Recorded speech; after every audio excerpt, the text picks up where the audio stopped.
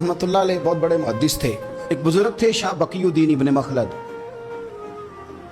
वो कहते हैं मुझे पता चला कि इस दौर में नबी करीम अलैहिस्सलाम की हदीस जो सबसे बेहतरीन पढ़ाते हैं वो इमाम अहमद बिन हंबल हैं। उनको हुजूर की हदीस से जो खास शगफ है वो किसी और को नहीं। कहते हैं मेरे दिल में लौ लग गई, हालांकि मैं अमीर घराने से था।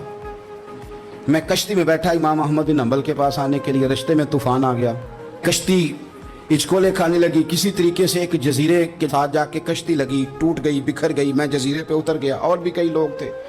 एक महीना वहां रहना पड़ा। बारिशें खत्म हुई, मौसम ठीक हुआ तो एक कश्ती दिखाई दी आती हुई। फरमाते हैं कि वो उस कश्ती में मैं बैठा, दोबारा बगदाद गया। मुझे सफ़र तय करते 2.5 महीने गुजर गए। वो जजीरे पे महीना पत्ते खा के भी गुजारा करना पड़ा। निकला था इल्म हासिल करने।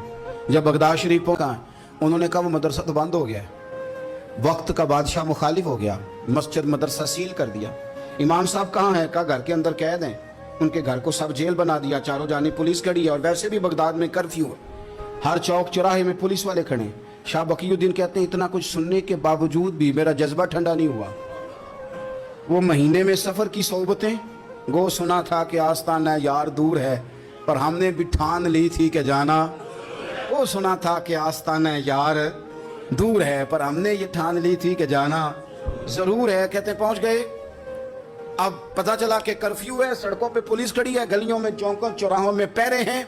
इमाम साहब तक तो जा कोई नहीं सकता। कहते मैंने एक शख्स की मिन्नत की, मैंने कहा किसी तरीके गाड़ी बता।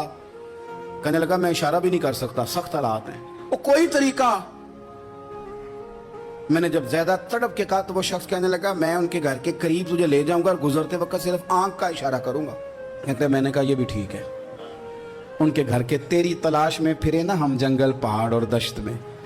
उनके दरवाजे के करीब उसने इशारा किया। शाह बकीउद्दीन कहते हैं कि मैं घर दे के आ गया वापस।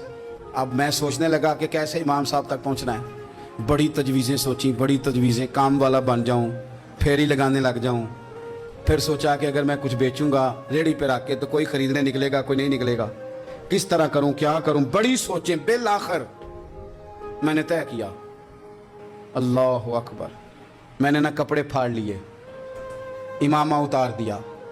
फरमाते हैं कि एक प्याला मिट्टी का खरीद के गले में रस्सी से बांध लिया और इमाम अहमद बिन हंबल की 3 गलियों पीछे मैंने दरवाजा दरवाजा सदा लगानी शुरू की, फकीर हूं, अल्लाह के नाम पे लेने आया हूं।